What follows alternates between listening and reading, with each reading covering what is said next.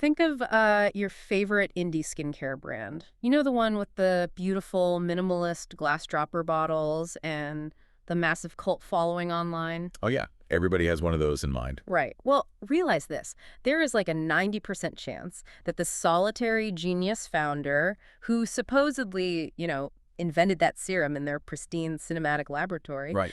has actually never touched a commercial mixing beaker in their life. It is completely wild when you pull back the curtain on that. It really is. The real genius, the actual engine behind that product, is a massive, high-stakes, largely invisible factory thousands of miles away. Oh, absolutely. The sheer mechanical and legal complexity required to just get a safe, effective product into a consumer's hands is staggering. And navigating that complexity is exactly what we are focusing on today. Whether you are a budding entrepreneur sketching out your very first cosmetics line, a business student prepping for a supply chain case study, or just a deeply curious learner who wants to know how the physical world works, welcome. Glad you're here with us. Today's deep dive is the ultimate behind-the-scenes look at how consumer goods actually get made. We are pulling our insights from this incredibly detailed resource. It's called The Ultimate Buyer's Guide to OEM Cosmetics and Supplements. Written by Lorraine Fabian, the founder of Ingredientsage. Exactly. And our mission for this deep dive is to basically shortcut the overwhelming process of evaluating contract manufacturing partners. Because the core premise of this entire document is that when a brand hires an OEM... That's an original equipment manufacturer or a private label partner. Right, thank you. When they hire them, they aren't just paying for a vat of lotion, they are buying confidence. What's fascinating here is that this single partnership is the linchpin for everything. I mean, a brand's speed to market, their ability to mitigate catastrophic financial risk, and their capacity for continuous innovation all hinge on this one relationship. Wow, yeah. You are essentially outsourcing your brand's reputation to a third party. If the factory floor stumbles, well, your brand takes the public fall. Okay, let's unpack this. Because before a single drop of product can be mixed or bottled or sold to you, it has to be legally allowed to exist. Which is a huge hurdle. Oh, for sure.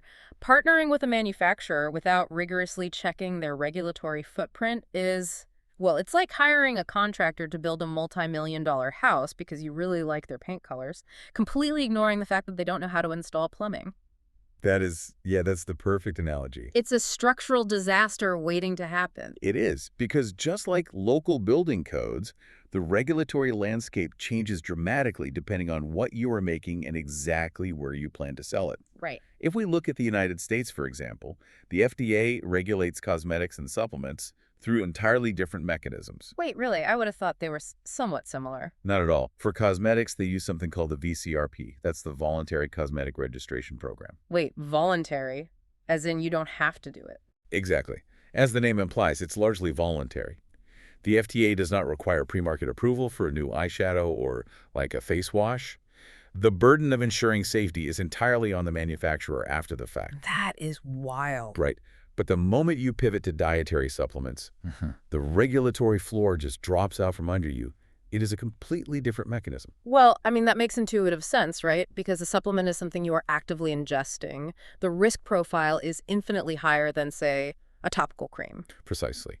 Supplements fall under DSHEA, which is the Dietary Supplement Health and Education Act, and that triggers strict, non-negotiable good manufacturing practices, or GMPs. So no more voluntary stuff. Exactly. No more voluntary anything. You can't just throw vitamin powder in a capsule.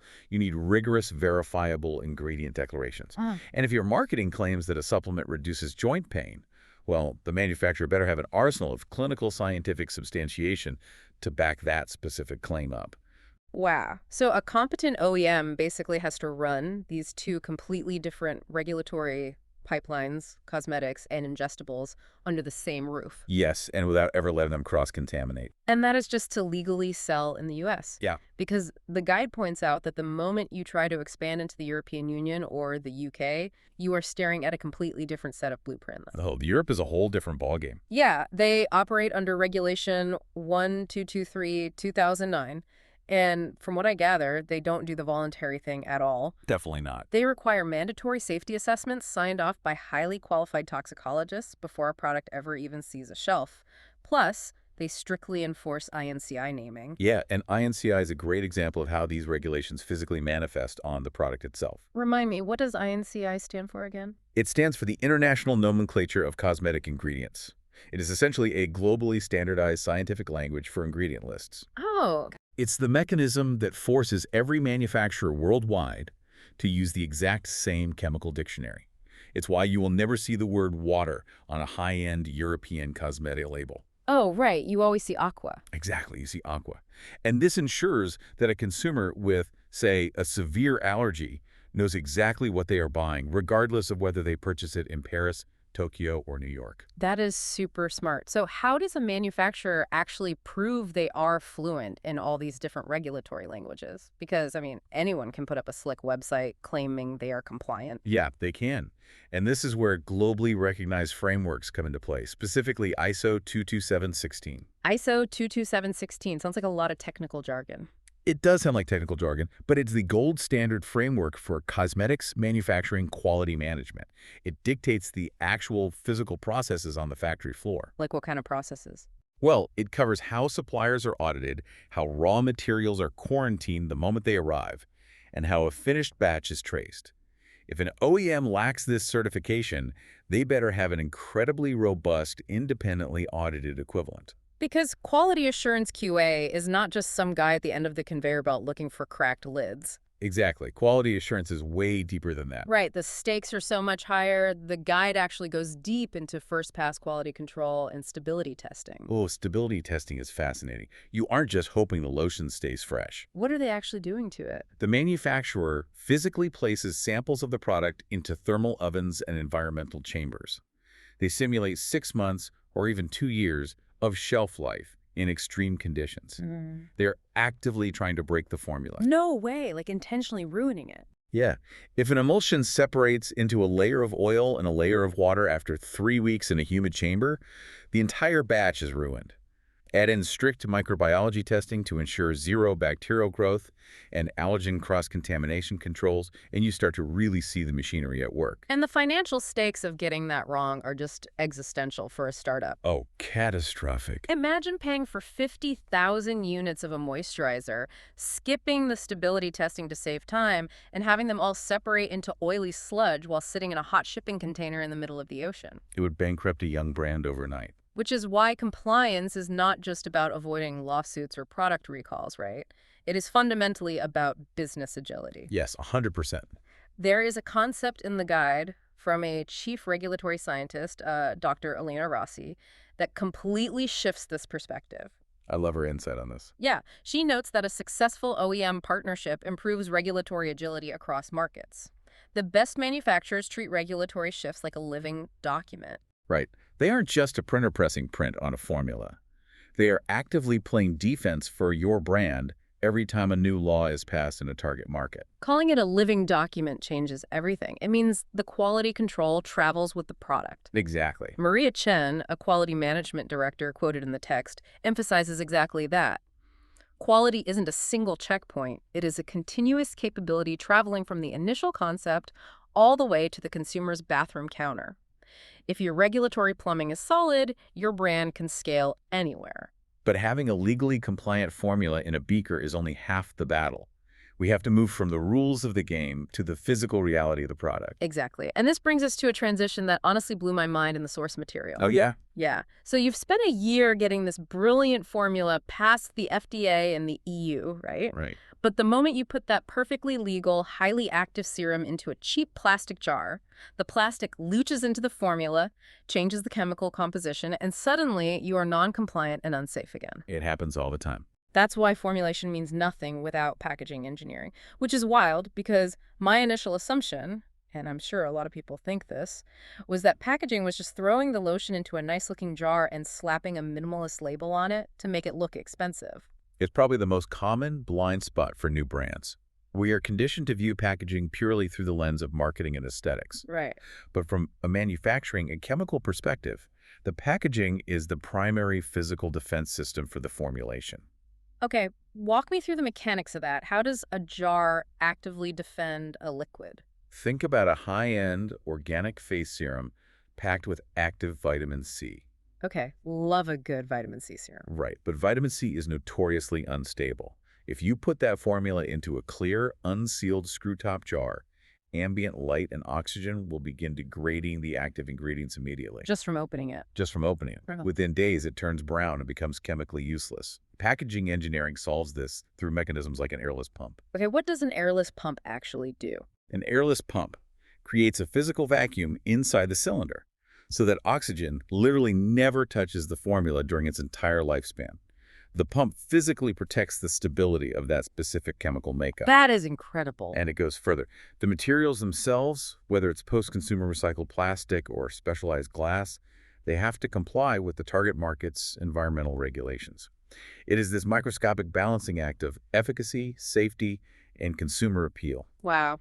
So if I'm a brand, do I really need to spend 2 years inventing a custom moisturizer and a custom airless pump from scratch just to enter the market? Because the guide seems to heavily advocate for validated stock formulas to accelerate timelines. It does, and for very good reason. Custom development is incredibly expensive. Yeah. And honestly, painfully slow. So what's the alternative? The alternative is utilizing an OEM's validated stock formulas. Essentially, a manufacturer already has a scientifically proven, stability-tested base formula for a brilliant moisturizer. Oh, so the heavy lifting is done. Exactly. Dr. Liam Patel, who is a director of formulation science, captures the strategy perfectly in the guide.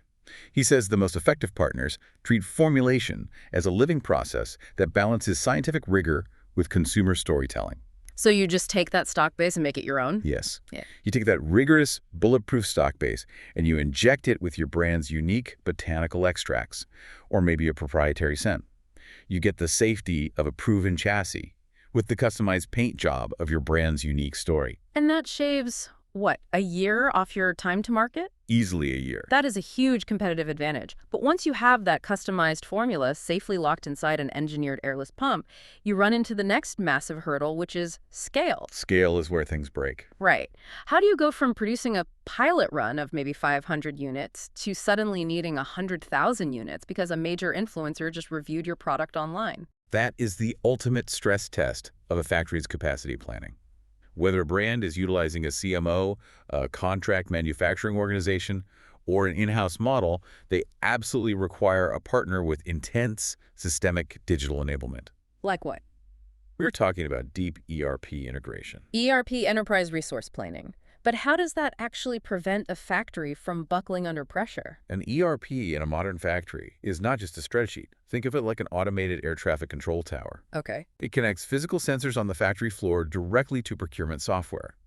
So if a mixing vat runs 2 degrees too hot during a massive production run, the ERP system detects it in real time and immediately triggers a digital KPA workflow. A KPA workflow are corrective and preventive actions, right? Yes, exactly. The KPA workflow automatically locks that specific vat down. It physically prevents the operators from pouring a compromised batch into 50,000 expensive glass bottles. Oh, wow. So it stops the bleeding instantly. Exactly. That level of digital visibility is what Nora Kim, a VP of Operations, calls scale without sacrificing control. Scale without sacrificing control. I like that. The best manufacturers provide modular capacity, the physical machines, to make more product, but they back it up with the digital visibility to ensure the quality doesn't degrade as the speed increases. You never want your manufacturing bottleneck to be the reason your brand loses its viral momentum. Here's where it gets really interesting, though, because you can have the smartest ERP system in the world and a perfectly engineered airless pump, but it is all completely useless if the raw materials never actually arrive at the loading dock. Absolutely true. Or if a supplier uses unethical labor. Or, and this is my absolute nightmare scenario, if the factory itself just steals your proprietary recipe and launches a competing brand. The ultimate betrayal. We have to pivot from making the product to actively bulletproofing the brand. That is a critical shift. The physical creation is solved. Now you are managing existential business risk. Let's look at intellectual property, or IP. Yeah, reading through the guide section on IP, it genuinely sounds like setting up a contract with an OEM is basically negotiating a high-stakes prenuptial agreement for your brand's entire net worth. The prenup analogy is painfully accurate. When you partner with a contract manufacturer, you are handing over the keys to your kingdom. Literally everything. Everything. You are sharing proprietary formulations, exact ingredient ratios, customized packaging artwork, digital labeling data. If you don't have ironclad non-disclosure agreements and highly granular contracts defining exactly who owns what, you are wildly vulnerable. So what's the worst case scenario if you don't have that IP locked down? Like, what actually happens? Imagine your brand outgrows the manufacturer, or maybe their quality slips, and you try to leave. If the contract didn't explicitly grant you data rights and ownership of the final tweaked formula, the manufacturer can legally claim they own it. You're kidding. No, it happens. You leave with nothing. You have to start from zero with a new factory. That is terrifying. It is. Jonas Fisher, a VP of Legal and Compliance in the text, makes the definitive point here. He says, clear IP ownership and data rights define who gets to innovate next. Wow. A strong contract includes termination provisions that legally guarantee transition assistance, meaning you get to take your physical data and your formulas with you without disrupting your supply chain. And speaking of the supply chain, the guide leans heavily into resilience and traceability. It details the necessity of batch-level traceability. Which is incredibly complex to execute. Right, because that means if a consumer has a severe allergic reaction to a finished face wash, the manufacturer needs the digital architecture to trace that specific bottle all the way back to the exact barrel of raw surfactant it was mixed from. Yeah. And even identify the exact farm that grew the raw ingredient. If we connect this to the bigger picture, traceability is not just a defensive mechanism for handling recalls efficiently. It links directly to environmental, social, and governance goals, ESG. Ah, of course. And ultimately, it's the foundation of consumer trust. Right, because sustainability and ethical sourcing have completely shifted from being just a nice-to-have marketing bullet point to a hard, non-negotiable financial requirement for modern brands. Without a doubt. If you are a brand claiming to sell a clean beauty, vegan, halal, or kosher product, global retailers and consumers demand mathematical proof. You can't just slap a green leaf on the bottle anymore. Oh, you can no longer just take a supplier's word for it. Ingredientsage, the organization behind this guide, places a massive emphasis on organic, natural, and food-based ingredients. Okay. To execute that at scale, you need a transparent sourcing mechanism. You need digital tools tracking the origin of every single input. There was a quote from Salman Noor, a senior supply chain architect, that distills this perfectly. He says, when data flows, risk recedes. When data flows, risk recedes. That is a brilliant way to frame supply chain visibility, and that transparency has to extend all the way through to the packaging. Right. The guide mentions recyclable materials and reduced packaging weights. Amina Okafor, a head of sustainability, argues that sustainability is now literally a product feature that directly drives purchase decisions at the shelf. Exactly. It starts with ethical raw material sourcing, but it ends with responsible packaging and what she calls end-of-life options. End-of-life options for a jar of cream. Right. Consumers are increasingly demanding to know what happens to the physical jar when it is empty. If a manufacturer can provide sustainable, verifiable supply chains, they aren't just protecting the environment, they are actively protecting the brand's market share against competitors who can't prove their claims. Okay, so we are armed to the teeth with knowledge. We understand the legal plumbing, the physical defense mechanisms of packaging, the ERP air traffic control, and the IP prenup. We've covered a lot of ground. We have. And now we are ready for the final exam. You are sitting down to actually evaluate a vendor. I have a strategic question for you that the guide addresses. Let's hear it. If I am a brand, do I go with a regional manufacturer in my own backyard so I can keep a close eye on them and save on shipping? Or do I immediately go with a massive global giant so I get incredible scale and pricing power? It feels like an impossible trade-off. It is the classic manufacturing dilemma. Right. If I go regional, my margins might shrink. If I go global, my supply chain could snap if a single container ship gets stuck. Is there a way to hedge this? There is. A regional manufacturer obviously offers you incredible agility. You get faster iteration cycles on new formulas, significantly lower shipping costs, and it is much easier to align with local regulatory nuances for a near-market launch. Makes sense. However, if your strategy is to launch in 15 countries simultaneously, a global manufacturer offers multi-region coverage from a single operational platform. Yeah. But of course, you are accepting the risk of highly complex logistics and longer lead times. So how do you actually hedge it? Dr. Rajiv Menon, a global operations strategist, advocates for a hybrid approach. A hybrid approach? Yeah, he suggests combining regional manufacturing hubs for your core fast-moving markets, while simultaneously partnering with a global network for wider portfolio integration. Best of both worlds. Exactly. It compresses your time to market locally, keeping you agile, while ensuring you have strategic, redundant scalability globally. That makes total strategic sense.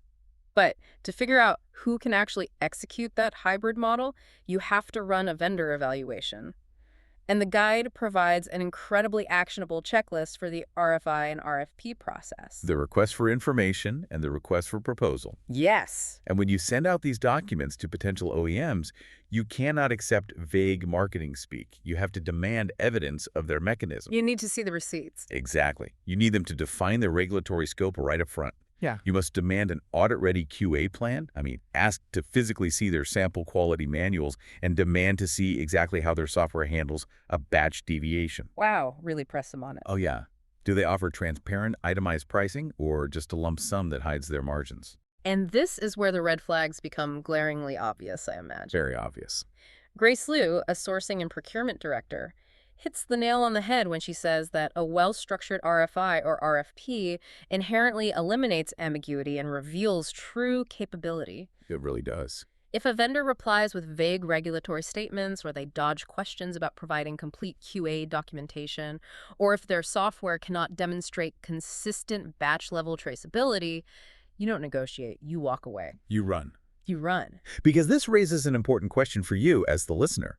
If you were drafting an RFP tomorrow for your own hypothetical product, how would you prioritize your own brand's values? That's a great question to ask yourself. An RFP should never just be a spreadsheet of competing costs. It must be a reflection of your business's non-negotiables. Are you willing to pay a 20% premium for guaranteed clean label tracing?